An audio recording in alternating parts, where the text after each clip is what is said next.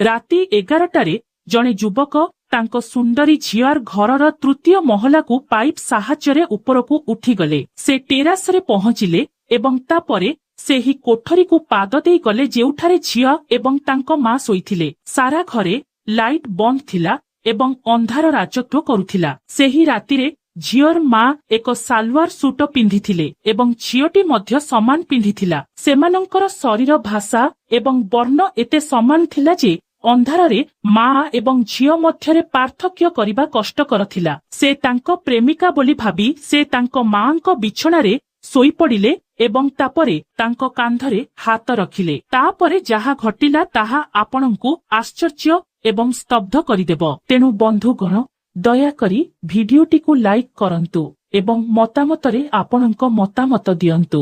ଏହି କାହାଣୀଟି ବିହାରର ଏକ ଛୋଟ ସୁନ୍ଦର ସହର ବେଗୁସରାଇର ସୁନିତା ସେଠାରେ ରହୁଥିଲେ। ତାଙ୍କର ବୟସ ପ୍ରାୟ 30 କିମ୍ବା 32 ବର୍ଷ ଥିଲା ଏବଂ ଆଜି ମଧ୍ୟ ତାଙ୍କର ଏକ ସୁନ୍ଦର ରୂପ ଥିଲା ଯାହା ସମସ୍ତଙ୍କୁ ପ୍ରତାରିତ କରିପାରେ। ସୁନିତାଙ୍କ 2ଟି ଝିଅ ଥିଲେ। ବଡ଼ ଝିଅ ବିବାହିତ ଏବଂ ତାଙ୍କ ଘରେ ଖୁସି ଥିଲା। ତାଙ୍କର ସମସ୍ତ ଆଶା ଏବଂ ପ୍ରେମ ଏବେ ସାନ ଝିଅ ଅଙ୍କିତା ଉପରେ ନିର୍ଭର କରିଥିଲା। ଅଙ୍କିତା ବହୁତ ଶାନ୍ତ ଏବଂ ମଧୁର ଥିଲା। ସେ ପ୍ରାୟ 18 କିମ୍ବା 19 ବର୍ଷ ବୟସରେ ହେବ। ତାଙ୍କର ମଧ୍ୟମା ପାଠପଢ଼ା ଶେଷ କରି କଲେଜରେ ତାଙ୍କ ନାମ ପ୍ରସିଦ୍ଧ ଥିଲା। ସେ ତାଙ୍କ ପାଠପଢ଼ାରେ ଉତ୍କର୍ଷ ଥିଲେ, କିନ୍ତୁ ଈଶ୍ୱର ତାଙ୍କୁ ଅବସର ସହିତ ସୃଷ୍ଟି କରିଥିଲେ। ଉଚ୍ଚ କ୍ଷୀର ପରି ଧଳା ରଙ୍ଗ ଏବଂ ବଡ଼ ହରିଣ ପରି ଆଖି। ଯେତେବେଳେ ସେ ହସିଲେ ତାଙ୍କ ଚାରିପାଖରେ ଚିନି ମିଶିଗଲା ପରି ଲାଗୁଥିଲା। ସୁନିତା ତାଙ୍କ ଝିଅକୁ ଦେଖି ବହୁତ ଖୁସି ହୋଇଥିଲେ। ତାଙ୍କର କେବଳ ଗୋଟିଏ ସ୍ୱପ୍ନ ଥିଲା, ଅଙ୍କିତା ତାଙ୍କ ପାଠପଢ଼ା ସମାପ୍ତ କରି ଏକ ଧନୀ ପରିବାରରେ ବିବାହ କରିବ। କିନ୍ତୁ ବନ୍ଧୁମାନେ କୁହନ୍ତି ହୃଦୟ ଏବଂ ଯୌବନକୁ ରୋକାଯାଇ ପାରିବ ନାହିଁ। ଅଙ୍କିତା ବାହାରେ ଯେତେ ଶାନ୍ତ ଦେଖାଯାଉଥିଲା ତାଙ୍କ ହୃଦୟ ମଧ୍ୟ ସେତିକି ଅଶାନ୍ତ ଥିଲା। ଏବଂ ସେହି ବେଗୁସରାଇରେ ଦୀପକ ନାମକ ଏକ ପୁଅ ଥିଲା। ସେ ଏକ ବହୁତ ଧନୀ ପରିବାରର ନଥିଲା, କିନ୍ତୁ ସେ ଏକ ସରଳ ପରିବାରର ଥିଲା। କିନ୍ତୁ ପୁଅଟିର କିଛି ବିଶେଷ ଥିଲା। ଏକ ପ୍ରଶସ୍ତ ଛାତି, ଆଖିରେ ଏକ ଅଦ୍ଭୁତ ଆକର୍ଷଣ ଏବଂ ଏକ ଯାଦୁକରୀ କଥାବାର୍ତ୍ତା ଯେ ପଥର ମଧ୍ୟ ପାଣିରେ ପରିଣତ ହୋଇଯାଇପାରେ। ଅଙ୍କିତା ଏବଂ ଦୀପକଙ୍କ ଆଖି ପ୍ରଥମ ଥର ପାଇଁ ଏକ କଲେଜ କାର୍ଯ୍ୟକ୍ରମରେ ଭେଟ ହୋଇଥିଲା। ସେହି ଗୋଟିଏ ମୁହୂର୍ତ୍ତ ଯଥେଷ୍ଟ ଥିଲା। ସେମାନଙ୍କ ହୃଦୟରେ ଏକକାଳୀନ ଏକ ଗୀଟାର ବାଜୁଥିଲା। ପ୍ରାରମ୍ଭରେ ସେମାନେ କେବଳ ଇଙ୍ଗିତ ମାଧ୍ୟମରେ ଯୋଗାଯୋଗ କରୁଥିଲେ। ଶ୍ରେଣୀରେ ପରସ୍ପରକୁ ଗୁପ୍ତ ଭାବରେ ଚାହିଁ ରହୁଥିଲେ। ଲାଇବ୍ରେରୀରେ ଏକ ପୁସ୍ତକ ବାହାନାରେ ପରସ୍ପର ପାଖରେ ବସି ରହୁଥିଲେ ଏବଂ କ୍ୟାଣ୍ଟିନରେ ବନ୍ଧୁମାନଙ୍କ ସହିତ ଥିବାବେଳେ ମଧ୍ୟ କେବଳ ପରସ୍ପରର ସ୍ୱର ଶୁଣୁଥିଲେ। ଧୀରେ ଧୀରେ ଏହି ବନ୍ଧୁତା ପ୍ରେମରେ ପରିଣତ ହେଲା ଏବଂ କେବଳ କୌଣସି ପ୍ରେମ ନୁହେଁ, ବରଂ ଏକ ଆବେଗପୂର୍ଣ୍ଣ। ସେମାନେ ପରସ୍ପର ବିନା ରହିବାକୁ ସହ୍ୟ କରିପାରୁ ନଥିଲେ। ଗୁପ୍ତରେ ଭେଟ ହେଉଥିଲେ। ସହରଠାରୁ ଦୂରରେ ଏକ ପୁରୁଣା ନଦୀ କୂଳରେ ଘଣ୍ଟା ଘଣ୍ଟା ବସି ହାତ ଧରି ଭବିଷ୍ୟତର ସ୍ୱପ୍ନ ଦେଖୁଥିଲେ। ଦୀପକ ଅଙ୍କିତାକୁ କହୁଥିଲେ, ତୁମେ ପାଠପଢ଼ା ସମାପ୍ତ କରିବା ପରେ ଅଙ୍କିତା, ତାପରେ ମୁଁ ମୋ 2 ଗୋଡ଼ରେ ଠିଆ ହୋଇ ତୁମ ପାଇଁ ଏକ ପ୍ରସ୍ତାବ ଆଣିବି। ତୁମେ ଦେଖିବ ଯେ ମୁଁ ଦୁନିଆର ସମସ୍ତ ଖୁସି ତୁମ ପାଦ ତଳେ ରଖିବି। ଅଙ୍କିତା ତାଙ୍କ କଥାରେ ହଜି ଯାଉଥିଲେ। ସେ ଦୀପକ ବ୍ୟତୀତ ଆଉ କିଛି ଦେଖିପାରୁ ନଥିଲେ। ସେମାନଙ୍କର ସମ୍ପର୍କ କେବଳ ଶବ୍ଦରେ ସୀମିତ ନଥିଲା। ଯୌବନର ଆବେଗ ଏବଂ ପ୍ରେମର ପାଗଳାମୀ ସେମାନଙ୍କୁ ପରସ୍ପରକୁ ନିକଟତର କରିଥିଲା। ସେମାନଙ୍କ ପାଖରେ ଏକ ପ୍ରେମୀ ଦମ୍ପତିଙ୍କ ପାଖରେ ରହିବା ଉଚିତ ସବୁକିଛି ଥିଲା। ସେମାନେ ପରସ୍ପରର ଆତ୍ମାରେ ବାସ କରିଥିଲେ, କିନ୍ତୁ ବିଶ୍ୱ ଏହି ପ୍ରେମ ଉପରେ ନଜର ରଖିଥିଲା। ଅଙ୍କିତା ଜାଣିଥିଲା ଯେ ତାଙ୍କ ମା ସୁନିତା କେବେ ବି ସେମାନଙ୍କ ସମ୍ପର୍କରେ ରାଜି ହେବେ ନାହିଁ। ସୁନିତାର ବଡ଼ ସ୍ୱପ୍ନ ଥିଲା ଏବଂ ଦୀପକ ସେହି ସ୍ୱପ୍ନରେ ଫିଟ୍ ହେଉନଥିଲା। ଦିନ ବିତିଗଲା। ଅଙ୍କିତାର ପ୍ରେମ ଆହୁରି ଗଭୀର ହୋଇଗଲା ଏବଂ ଧରାପଡ଼ିବାର ଭୟ ମଧ୍ୟ ବଢ଼ିଗଲା। ସେ ଏବଂ ଦୀପକ ଭେଟିବା ପାଇଁ ନୂଆ ବାହାନା ଖୋଜୁଥିଲେ। କେତେବେଳେ ଏହା ବନ୍ଧୁଙ୍କ ଘରେ ଏକ ଗୋଷ୍ଠୀ ଅଧ୍ୟୟନ ଥିଲା, କେତେବେଳେ କଲେଜରେ ଏକ ଅତିରିକ୍ତ କ୍ଲାସ। ପ୍ରତ୍ୟେକ ସାକ୍ଷାତ ଏକ ଗୁପ୍ତ ସାକ୍ଷାତ ଥିଲା ଏବଂ ହୁଏତ ସେଥିପାଇଁ ଏହା ଏତେ ନିଶାକର ଥିଲା, ଏଥିରେ ଏତେ ଆକର୍ଷଣ ଥିଲା। ବନ୍ଧୁଗଣ, କାହାଣୀର ପ୍ରକୃତ ମୋଡ଼ ସେହି ରାତିରେ ଆସିଥିଲା, ଯେତେବେଳେ ପ୍ରେମର ପାଗଳାମୀ ଶେଷରେ ସମସ୍ତ ସୀମା ଅତିକ୍ରମ କରିଗଲା।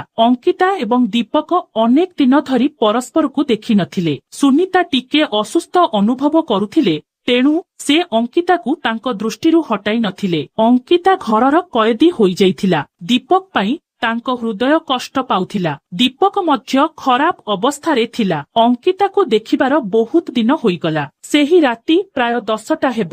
ଘରେ ସମସ୍ତେ ଶୋଇପଡ଼ିଥିଲେ। ଅଙ୍କିତା ତାଙ୍କ ଖଟିଆରେ ଶୋଇ ପଡ଼ିଥିଲେ। କେବଳ ଦୀପକଙ୍କ ମୁହଁ ଥିଲା। ତାଙ୍କ ଆଖିରେ ନିଦ ନଥିଲା, କେବଳ ଦୀପକଙ୍କ ମୁହଁ ଥିଲା। ଠିକ୍ ସେତିକିବେଳେ ତାଙ୍କ ଫୋନ ଭାଇବ୍ରେଟ୍ ହେଲା। ସ୍କ୍ରିନରେ ଦୀପକଙ୍କ ନାମ ଝଲସି ଉଠିଲା। ଅଙ୍କିତାଙ୍କ ହୃଦୟ ଧଡ଼ ଧଡ଼ କଲା। ସେ ଧୀରେ ଧୀରେ ଉଠି ବାଲକୋନିକୁ ପାଦ ଟେକି ଚାଲିଗଲେ। ହେଲୋ, ଆରତି ଫୁସ୍ ଫୁସ୍ କରି କହିଲେ। ଅନ୍ୟ ପାର୍ଶ୍ୱରୁ ଦୀପକଙ୍କ ଚିନ୍ତିତ ସ୍ୱର ଆସିଲା। ଅଙ୍କିତା, କେମିତି ଅଛ? ତାର କାନ ତୁମର ସ୍ୱର ଶୁଣିବାକୁ ଆଗ୍ରହୀ ଥିଲା। ମୁଁ ଭଲ ଅଛି, ଦୀପକ କହିଲା। ତୁମେ କିପରି ଅଛ? ମୁଁ ଜାଣେ, ଦୀପକ କହିଲା। ତୁମେ ତୁମ ମାଙ୍କ ଯୋଗୁଁ ବାହାରକୁ ଯାଇପାରିବ ନାହିଁ। ମୁଁ ଜାଣେ, କିନ୍ତୁ ମୁଁ ଆଉ ସହ୍ୟ କରିପାରିବି ନାହିଁ। ଅଙ୍କିତା, ମୁଁ ତୁମକୁ ଦେଖା କରିବାକୁ ଚାହୁଁଛି ଏହି କ୍ଷଣି। ଦୀପକଙ୍କ ସ୍ୱରରେ ଏକ ଦୃଢ଼ ଜିଦ୍ ଥିଲା। ଅଙ୍କିତାଙ୍କ ହୃଦୟ ଏକ ସ୍ପନ୍ଦନ ଛାଡ଼ିଗଲା। ତୁମେ କଣ କହୁଛ ରୋହିତ? ତୁମେ ପାଗଳ ହୋଇଗଲ କି? ଆମେ ଏବେ କିପରି ଦେଖା କରିପାରିବୁ? ଆମେ କାହିଁକି ଦେଖା କରିପାରିବୁ ନାହିଁ? ଯେଉଁମାନେ ପ୍ରେମରେ ଅଛନ୍ତି ସେମାନେ ଦୁନିଆ ସହିତ ଲଢ଼ିପାରିବେ। ଆମେ କଣ ଗୋଟିଏ ରାତି ପାଇଁ ଲଢ଼ିପାରିବୁ ନାହିଁ? ମୁଁ ତୁମ ଘର ପାଖରେ ଅଛି। ଅଙ୍କିତାର ହାତ ଗୋଡ଼ ଥରିବାକୁ ଲାଗିଲା। ନା ଦୀପକ, ଏପରି କର ନାହିଁ। ଏହା ଏକ ବଡ଼ ବିପଦ। ମୋ ମା ମୋ ସହିତ ଶୋଇଛନ୍ତି। ଯଦି କେହି ଆମକୁ ଦେଖିଦିଏ ତେବେ ଏହା ଅପମାନଜନକ ହେବ। ତୁମେ ଜାଣ ପଡ଼ୋଶୀର ଲୋକମାନେ କିପରି ଗପ କରନ୍ତି। ଦୀପକ କହିଲା, ହେ ଧନ, କିଏ ଦେଖୁଛି? ସମସ୍ତେ ଏବେ ଶୋଇଛନ୍ତି। ଦୟାକରି କେବଳ ଏହି ଗୋଟେ ଥର।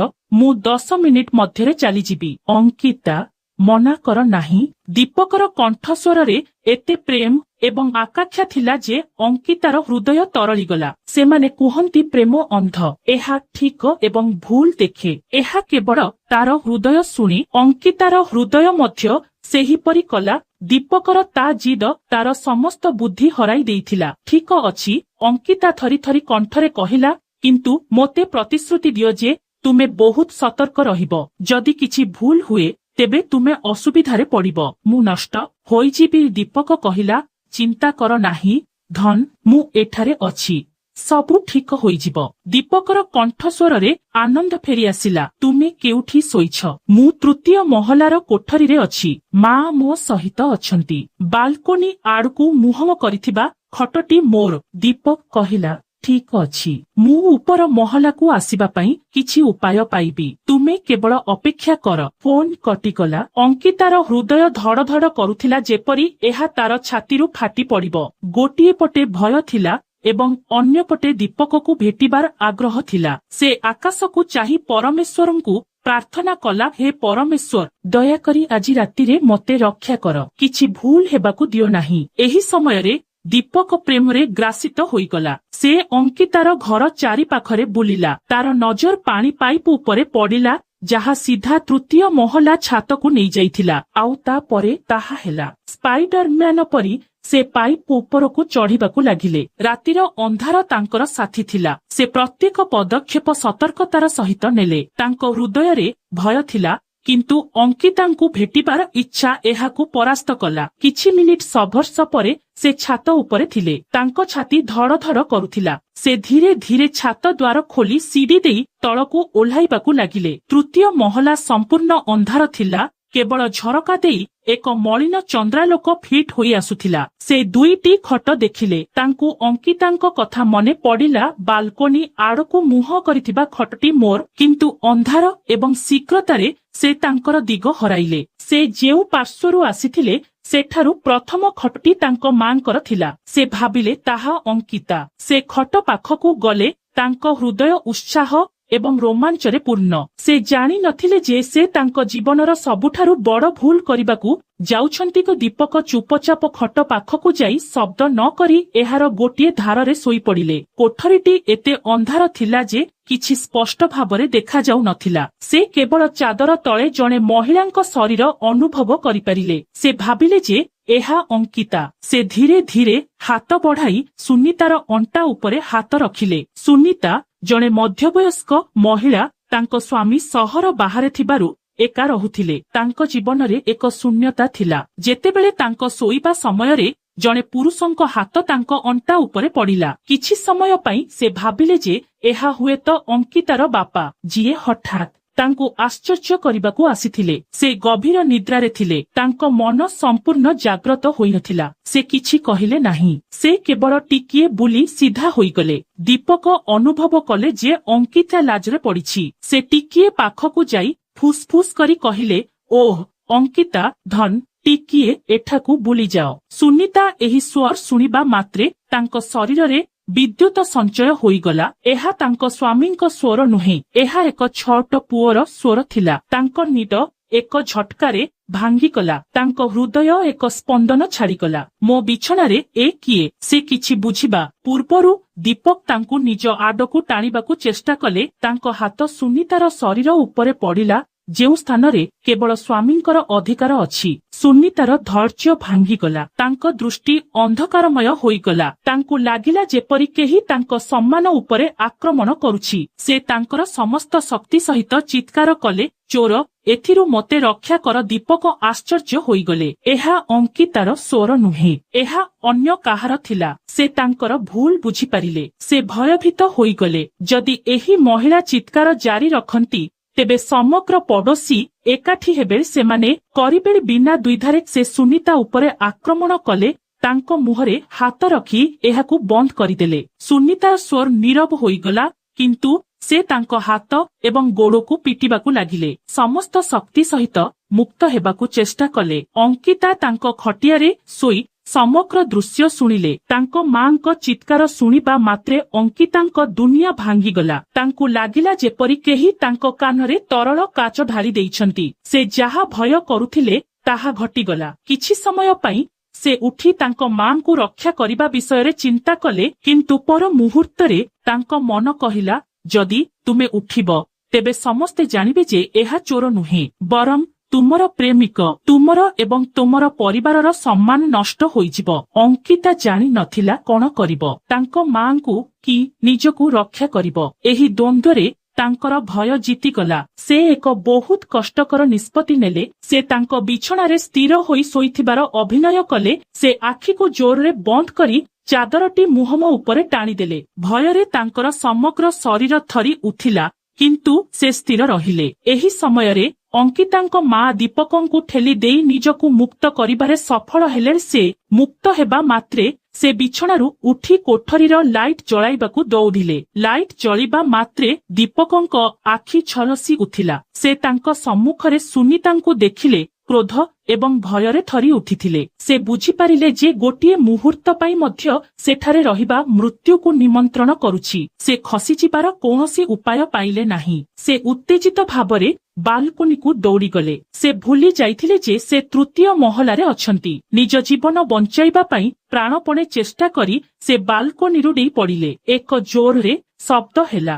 ଦୀପକ ବାଲି ଉପରେ ପଡ଼ିଗଲେ, କିନ୍ତୁ ତାଙ୍କର ଏକ ଗୁରୁତର ଆଘାତ ଲାଗିଲା। ସେ ଏକ ଭଙ୍ଗା ହାଡ଼ରୁ ବଞ୍ଚିଗଲେ, କିନ୍ତୁ ମୋଚ ଗୁରୁତର ଥିଲା। ସେ ଯନ୍ତ୍ରଣାରେ ଚିତ୍କାର କଲେ, କିନ୍ତୁ ଅଟକିବା ପାଇଁ ସମୟ ନଥିଲା। ଏହି ସମୟରେ ସୁନିତାର ଚୋର ଚିତ୍କାର ପଡ଼ୋଶୀମାନଙ୍କୁ ଜାଗ୍ରତ କରିଦେଇଥିଲା। ସମସ୍ତେ ଘରୁ ବାହାରକୁ ବାହାରି ଆସିଲେ। ଷ୍ଟ୍ରିଟ୍ ଲାଇଟ୍ ଜଳିଗଲା। ଲୋକମାନେ ଦେଖିଲେ ଯେ ଏକ ପିଲା ସୁନିତାର ଘରୁ ଡେଇଁ ପଡ଼ି ଖସିଯିବାକୁ ଚେଷ୍ଟା କରୁଛି। ତାକୁ ଧର, ତାକୁ ଧର, ତାକୁ ଛାଡ଼ି ଦିଅ ନାହିଁ, ଚିତ୍କାର ପ୍ରତିଧ୍ୱନିତ ହେଲା। ଦୀପକ ଖସିଯାଇ ପାରିଲା ନାହିଁ। କିଛି ମୁହୂର୍ତ୍ତ ମଧ୍ୟରେ ପଡ଼ୋଶୀ ପୁଅମାନେ ତାକୁ ଧରି ପକାଇଲେ ଏବଂ ତାପରେ ଯାହା ଘଟିଲା ବନ୍ଧୁମାନେ, ତାହା ଭୟଙ୍କର ଥିଲା। କେହି ତାଙ୍କ କଥା ଶୁଣିଲେ ନାହିଁ। କେହି ପଚାରିବାକୁ ପ୍ରସ୍ତୁତ ନଥିଲେ ଯେ ସେ କିଏ, ସେ କେଉଁଠାରୁ ଆସିଛି। କେବଳ ଏତିକି, ସମସ୍ତେ ତାଙ୍କ ଉପରେ ଆକ୍ରମଣ କଲେ। କେତେକ ଲାତ ମାରିଲେ, କେତେକ ମୁଥା ମାରିଲେ। ତାଙ୍କୁ ଚୋର ଭାବି ସମସ୍ତେ ନିଜର କ୍ରୋଧ ପ୍ରକାଶ କରୁଥିଲେ। ଦୀପକ ଯନ୍ତ୍ରଣାରେ ଚିତ୍କାର କଲେ, କିନ୍ତୁ କେହି ଶୁଣିଲେ ନାହିଁ। ଅଙ୍କିତା ତାଙ୍କ ଝରକା ଦେଇ ଏହା ଦେଖୁଥିଲେ। ତାଙ୍କ ଆଖି ଆଗରେ ତାଙ୍କ ପ୍ରେମକୁ ମାଡ଼ ହେଉଥିବାର ଦେଖି ତାଙ୍କ ହୃଦୟ ଫାଟି ଯାଉଥିଲା। ତାଙ୍କ ଆଖିରୁ ଲୁହ ବହି ଯାଉଥିଲା। ସେ ନିଜକୁ ଭିତରେ ଭିତରେ ଅଭିଶାପ ଦେଲେ, ମୁଁ ଇଚ୍ଛା କରୁଛି ମୁଁ ତାଙ୍କୁ ଅଟକାଇଥାନ୍ତି। ମୁଁ ଇଚ୍ଛା କରୁଛି ମୁଁ ତାଙ୍କ ଜିଦ୍ ଆଗରେ ହାର ମାନି ନଥାନ୍ତି। ମୋ କାରଣରୁ ଏସବୁ ଘଟୁଛି। କିନ୍ତୁ ଏବେ ସେ କିଛି କରିପାରି ନଥିଲେ। କେହି ଜଣେ ପୋଲିସକୁ ଡାକିଲେ। କିଛି ସମୟ ପରେ ପୋଲିସ ଜିପର ସାଇରନ୍ ଶୁଣାଗଲା ଏବଂ ଦୀପକକୁ ଅଧା ମୃତ ଅବସ୍ଥାରେ ନେଇଗଲା। ଘର ଏବେ ଶୋକ ପରି ନୀରବ ହୋଇଗଲା। ପଡ଼ୋଶୀ ଚାଲି ଯାଇଥିଲା, କିନ୍ତୁ ଦୀପକର କ୍ଷତ ଏବେ ବି ବାୟୁରେ ରହିଗଲା। ସୁନିତାର କ୍ରୋଧ ଆକାଶ ଉପରକୁ ଥିଲା। ସେ ତାଙ୍କ ଝିଅ ପାଖକୁ ଗଲେ, ଯିଏ ଏପର୍ଯ୍ୟନ୍ତ ଶୋଇଥିବାର ଅଭିନୟ କରୁଥିଲା। ଉଠ, ସୁନିତା ଗର୍ଜନ କଲେ, ତୁମର ଜୋତା ତୁମ କାନ ଦେଇ ବାଜୁନାହିଁ। ଘରେ ଚୋର ପଶିଛି। ସାରା ପଡ଼ୋଶୀ କୋଳାହଳରେ ପଡ଼ିଛି। ଆଉ ତୁମେ ଘୋଡ଼ା ବିକ୍ରି କଲା ପରି ଶୋଇଛ। ତୁମେ କଣ ନିଶା ଖାଇ ଶୋଇଛ?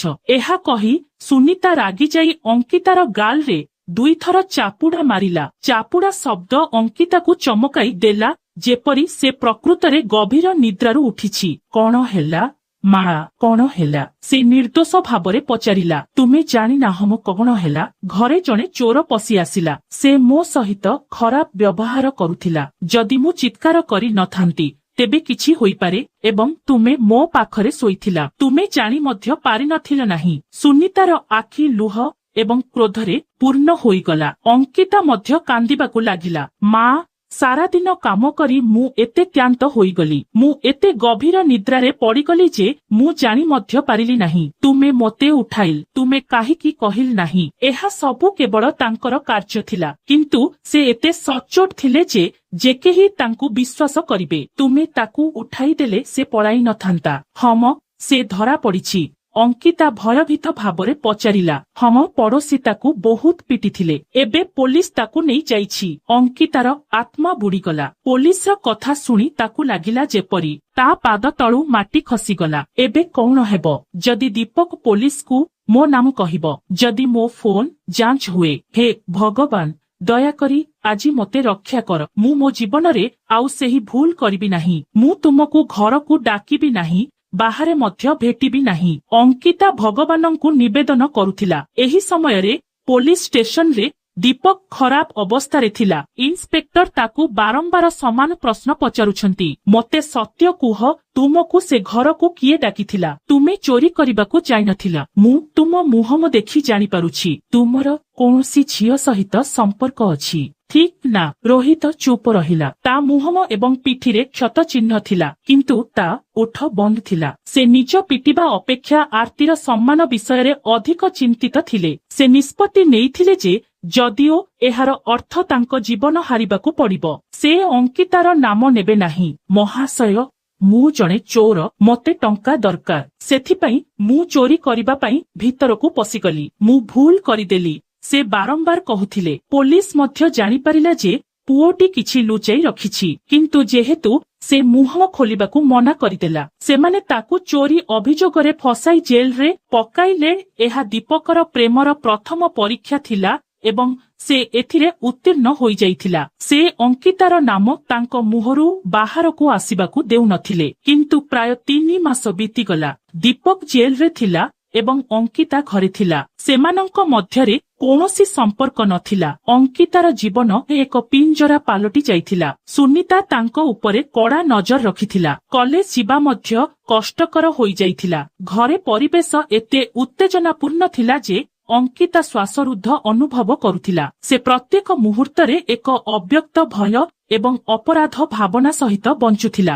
3 ମାସ ପରେ ଦୀପକ ଜାମିନରେ ମୁକ୍ତ ହୋଇଥିଲା। ଚୋରି ମାମଲା ଏତେ ଦୃଢ଼ ନଥିଲା, ତେଣୁ ଜାମିନ ସହଜରେ ମିଳିଗଲା। ଜେଲ୍ ତାକୁ ପରିବର୍ତ୍ତନ କରିଦେଇଥିଲା। ସେ ପୂର୍ବ ପରି ଖୁସି ଏବଂ ଖେଳୁଆଡ଼ ନଥିଲା। ତାଙ୍କ ଆଖିରେ ଏକ ନୀରବତା ଏବଂ ଗଭୀରତା ବାସ କରିସାରିଥିଲା। ବାହାରକୁ ଆସିବା ମାତ୍ରେ ତାଙ୍କର ହୃଦୟ ଅଙ୍କିତାଙ୍କୁ ଭେଟିବା ପାଇଁ କଷ୍ଟ କରୁଥିଲା। ସେ ଜଣେ ପାରସ୍ପରିକ ବନ୍ଧୁଙ୍କ ମାଧ୍ୟମରେ ଅଙ୍କିତାକୁ ଏକ ବାର୍ତ୍ତା ପଠାଇଲେ। ଦୀପକ ବାହାରକୁ ଆସିଥିବା ଜାଣିବା ପରେ ଅଙ୍କିତା ବହୁତ ଖୁସି ହୋଇଗଲେ, କିନ୍ତୁ ସେହି ସମୟରେ ସେ ଭୟଭୀତ ମଧ୍ୟ ହୋଇଗଲେ। ସେ ତାଙ୍କୁ ଭେଟିବାକୁ ଚାହୁଁଥିଲେ, ସେ ତାଙ୍କୁ ଦେଖିବାକୁ ଚାହୁଁଥିଲେ, କିନ୍ତୁ ଘରୁ ବାହାରିବା ସମ୍ଭବ ନଥିଲା। ସେ ତାଙ୍କ ବନ୍ଧୁଙ୍କ ମାଧ୍ୟମରେ ଏକ ଉତ୍ତର ପଠାଇଲେ, ମୁଁ ତାଙ୍କୁ ଭେଟିବାକୁ ଚାହୁଁଛି, କିନ୍ତୁ ଘରେ ତାଙ୍କୁ ଭେଟିବା ଏବେ ଅସମ୍ଭବ।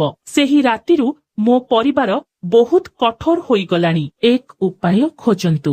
ଦୀପକ ଏକ ଯୋଜନା ପ୍ରସ୍ତୁତ କଲେ। ସହର ବାହାରେ ଏକ ପୁରୁଣା ମନ୍ଦିର ଥିଲା, ଏକ ସ୍ଥାନ ଯାହା ବହୁତ କମ ଯାଉଥିଲା। ପରଦିନ ସକାଳେ ଅଙ୍କିତାକୁ କଲେଜ ବାହାନାରେ ସେଠାକୁ ଆସିବାକୁ କୁହାଯାଇଥିଲା। ପରଦିନ ଅଙ୍କିତା ତାଙ୍କ ମାଙ୍କୁ ପେଟ ଯନ୍ତ୍ରଣାର ବାହାନା କରି କୌଣସି ପ୍ରକାରେ ଘରୁ ବାହାରି ଆସିବାରେ ସଫଳ ହେଲେ। ତାଙ୍କ ହୃଦୟ ଧଡ଼ ଧଡ଼ କରୁଥିଲା। ସେ ଏକ ଅଟୋ ନେଇ ପୁରୁଣା ମନ୍ଦିରରେ ପହଞ୍ଚିଲେ। ଦୀପକ ସେଠାରେ ତାଙ୍କ ପାଇଁ ଅପେକ୍ଷା କରି ରହିଥିଲେ। ପରସ୍ପରକୁ ଦେଖିବା ମାତ୍ରେ ସେମାନଙ୍କ ଆଖି ଲୁହରେ ଭରିଗଲା। ସେମାନେ କିଛି କହିପାରିଲେ ନାହିଁ। ସେମାନେ କେବଳ ପରସ୍ପରକୁ ଚାହିଁ ରହିଲେ। ଦୀପକ ଟିକେ ଦୁର୍ବଳ ଦେଖାଯାଉଥିଲା। ତାଙ୍କ ମୁହଁରେ ଏବେ ବି ଏକ ସାମାନ୍ୟ ଯନ୍ତ୍ରଣାର ଚିହ୍ନ ରହିଛି। ଅଙ୍କିତା ଦୌଡ଼ି ଯାଇ ତାଙ୍କୁ କୁଣ୍ଢେଇ ପକାଇ ପ୍ରଚୁର କାନ୍ଦିବାକୁ ଲାଗିଲା। ଏସବୁ ମୋ ଯୋଗୁ ହୋଇଛି ଦୀପକ। ମୁଁ ତୁମକୁ ଡାକିଥିଲି। ଦୟାକରି ମୋତେ କ୍ଷମା କର। ସେ କାନ୍ଦି କାନ୍ଦି କହିଲା। ଦୀପକ ତାଙ୍କୁ ଜୋରରେ କୁଣ୍ଢେଇ ପକାଇଲା। ନା ଅଙ୍କିତା, ଏହା ତୁମର ଦୋଷ ନଥିଲା। ଏହା ମୋର ଥିଲା। ମୋର ଏତେ ଜିଦ୍ ହେବା ଉଚିତ ନଥିଲା। କିଛି ସମୟ ପାଇଁ ଦୁହେଁ କେବଳ କାନ୍ଦିଲେ। ସେମାନେ ହୃଦୟରେ ଥିବା ସମସ୍ତ କ୍ରୋଧକୁ ବାହାର କରି ଚାଲିଲେ। ଯେତେବେଳେ ସେମାନେ ଦୁହେଁ ଶାନ୍ତ ହେଲେ, ଦୀପକ ପଚାରିଲେ, ତୁମର ମା ଠିକ ଅଛନ୍ତି କି? ଅଙ୍କିତା ଏକ ଗଭୀର ନିଶ୍ୱାସ ନେଲେ। ହଁ, ସେ ଠିକ ଅଛନ୍ତି। କିନ୍ତୁ ସେହି ରାତି ପରଠାରୁ ସେ ବହୁତ ବଦଳି ଯାଇଛି। ସେ ବହୁତ ଚୁପ ଅଛି କିମ୍ବା ମୋ ଉପରେ ରାଗିଯାଏ। ସେ ଏହା କରିଚାଲିଛି। ସେମାନେ ଦୁହେଁ ସେହି ରାତିର ସମ୍ପୂର୍ଣ୍ଣ ଘଟଣା ବିଷୟରେ ଆଲୋଚନା କଲେ। ଅନ୍ଧାରରେ ଭୁଲ କିପରି ହେଲା, ହଙ୍ଗାମା କିପରି ହେଲା। ଅଙ୍କିତା ତାଙ୍କୁ କହିଲା ଯେ ସେ ଭୟରେ ଶୋଇଥିବାର ଅଭିନୟ କରୁଥିଲେ। ଦୀପକ ତାଙ୍କୁ କହିଲେ ଯେ ସେ ପୋଲିସକୁ ତାଙ୍କ ନାମ କିପରି କହିନଥିଲେ। ଏସବୁ ଶୁଣି ପରସ୍ପର ପ୍ରତି ସେମାନଙ୍କର ପ୍ରେମ ଆହୁରି ଗଭୀର ହୋଇଗଲା। ସେମାନେ ଅନୁଭବ କଲେ ଯେ ସେମାନଙ୍କର ସମ୍ପର୍କ କେବଳ ମଜା ଏବଂ ଖେଳ ବିଷୟରେ ନୁହେଁ, ବରଂ ସେମାନେ ପରସ୍ପର ପାଇଁ ବହୁତ ମୂଲ୍ୟ ଦେଇଛନ୍ତି। ଏବେ ଆମେ କଣ କରିବୁ? ଦୀପକ ଅଙ୍କିତାଙ୍କୁ ପଚାରିଲେ। ଆମେ ଏବେ କିଛି ମୂର୍ଖତାପୂର୍ଣ୍ଣ କାମ କରିବୁ ନାହିଁ। ଅଙ୍କିତା ତାଙ୍କ ହାତ ଧରି କହିଲା, ଏବେ ଆମେ ସବୁକିଛି ଠିକ ଭାବରେ କରିବା। ମୁଁ ଏକ ଚାକିରି ଖୋଜିବି। ମୁଁ ନିଜକୁ ପ୍ରମାଣ କରିବି ଏବଂ ତାପରେ ମୁଁ ତୁମ ଘରକୁ ପ୍ରସ୍ତାବ ନେଇ ଆସିବି। ସେ ପର୍ଯ୍ୟନ୍ତ ଆମକୁ ଧୈର୍ଯ୍ୟ ରଖିବାକୁ ପଡ଼ିବ। ଅଙ୍କିତାଙ୍କ ଆଖିରେ ଏକ ନୂତନ ଆଶା ଝଲସି ଉଠିଲା। କାହାଣୀ ସେଠାରେ ଶେଷ ହୋଇନଥିଲା। ପ୍ରକୃତ ମୋଡ଼ ଆସିବାକୁ ବାକି ଥିଲା। ସେଦିନ ଘରକୁ ଫେରିବା ପରେ ଅଙ୍କିତା ଟିକେ ଶାନ୍ତ ହୋଇଯାଇଥିଲା। ଦୀପକଙ୍କ ସହ ସାକ୍ଷାତ ତାଙ୍କୁ ନୂତନ ଶକ୍ତି ଦେଇଥିଲା। ସେହି ରାତିରେ ଯେତେବେଳେ ସେ ପାଣି ପିଇବାକୁ ଉଠିଲା, ସେ ଦେଖିଲା ଯେ ତାଙ୍କ ମା ସୁନିତା ବାଲକୋନିରେ ଠିଆ ହୋଇ ଫୋନରେ କାହା ସହିତ ଧୀରେ ଧୀରେ କଥା ହେଉଛନ୍ତି। ଅଙ୍କିତା ଟିକେ ଅଜବ ଅନୁଭବ କଲେ। ସେ ଦ୍ୱାର ପଛରେ ଲୁଚି ରହିଲେ ଏବଂ ଶୁଣୁଥିଲେ ଏବଂ ଯାହା ଶୁଣିଲେ ତାହା ତାଙ୍କୁ ଭୟଭୀତ କଲା। ସୁନିତା କାହାକୁ କହୁଥିଲେ, ମୁଁ ତୁମକୁ ବହୁତ ଥର କହିସାରିଛି, ମୋତେ ଆଉ ଫୋନ କରନାହିଁ। ଯଦି ତୁମେ ସେହି ରାତିରେ ଧରା ପଡ଼ିଥାନ୍ତ ତେବେ କଣ ହୋଇଥାନ୍ତା? ମୁଁ ମୋର ସମ୍ମାନ ହରାଇଥାନ୍ତା। ପରମେଶ୍ୱରଙ୍କୁ ଧନ୍ୟବାଦ, ଆଉ ଏକ ପୁଅ ଧରା ପଡ଼ିଥିଲା ଏବଂ ମାମଲାଟି ସୌହାର୍ଦ୍ଦ୍ୟପୂର୍ଣ୍ଣ ଭାବରେ ସମାଧାନ ହୋଇଥିଲା। ନଚେତ୍ ଯଦି ତୁମେ ମୋ ରୁମରେ ଧରା ପଡ଼ିଥାନ୍ତ, ମୁଁ କାହାକୁ ସାମ୍ନା କରିପାରି ନଥାନ୍ତି। ଅଙ୍କିତା ତାଙ୍କ କାନକୁ ବିଶ୍ୱାସ କରିପାରିଲେ ନାହିଁ। ତାଙ୍କ ମା ଅନ୍ୟ ଜଣେ ପୁରୁଷ ସହିତ ଥିଲେ। ଏହାର ଅର୍ଥ ହେଉଛି ସେ ସେହି ରାତିରେ ଅନ୍ୟ କାହାକୁ ଅପେକ୍ଷା କରିଥିଲେ। ଏବେ ଅଙ୍କିତାଙ୍କୁ ସବୁକିଛି ବୁଝା ପଡ଼ିବାକୁ ଲାଗିଲା। ତାଙ୍କ ମା ସେହି ରାତିରେ ତୁରନ୍ତ ଚିତ୍କାର କରିବାକୁ ମନା କରିବା, ତାଙ୍କର ପରିବର୍ତ୍ତନ ହୋଇଥିବା ବ୍ୟବହାର, ତାଙ୍କ କ୍ରୋଧ, ସବୁକିଛି ତାଙ୍କ ଆଖି ଆଗରେ ଚଳଚ୍ଚିତ୍ର ପରି ଚମକୁଥିଲା। ସେ ଅନୁଭବ କଲେ ଯେ ତାଙ୍କ ମା କେତେ ଏକାକୀ। ପରଦିନ ଅଙ୍କିତା ତାଙ୍କ ମାଙ୍କ ସହ କଥା ହେବା ପାଇଁ ସାହସ ସଂଗ୍ରହ କଲେ। ପ୍ରଥମେ ସୁନିତା ମନା କରିଦେଲେ, କିନ୍ତୁ ଯେତେବେଳେ ଅଙ୍କିତା ଯାହା ଶୁଣିଥିଲେ ତାହା ପ୍ରକାଶ କଲେ, ସେ ଭାଙ୍ଗି ପଡ଼ିଲେ ଏବଂ କାନ୍ଦିବାକୁ ଲାଗିଲେ। ସେ ବୁଝାଇଲେ ଯେ ସେ ମଧ୍ୟ ମଣିଷ। ତାଙ୍କୁ ମଧ୍ୟ ସମର୍ଥନର ଆବଶ୍ୟକତା ଥିଲା। ସେହିଦିନ ତାଙ୍କ ଏବଂ ତାଙ୍କ ମାଙ୍କ ମଧ୍ୟରେ ଥିବା ସମସ୍ତ ପରଦା ହଟିଗଲା। ଅଙ୍କିତା ତାଙ୍କ ମାଙ୍କୁ ସାନ୍ତ୍ୱନା ଦେଲେ ଏବଂ ତାଙ୍କୁ ସାହସ ଦେଲେ। ସେ ଦୀପକଙ୍କ ବିଷୟରେ ସତ୍ୟ ମଧ୍ୟ କହିଲେ। ବନ୍ଧୁଗଣ, ଗୋଟିଏ ରାତିର ଭୁଲ ଅନେକ ଜୀବନକୁ ବଦଳାଇ ଦେଇଥିଲା, କିନ୍ତୁ ଶେଷରେ ସେହି ଭୁଲ ନିଜେ ସେମାନଙ୍କ ସମ୍ପର୍କକୁ ଏକ ନୂତନ ସତ୍ୟ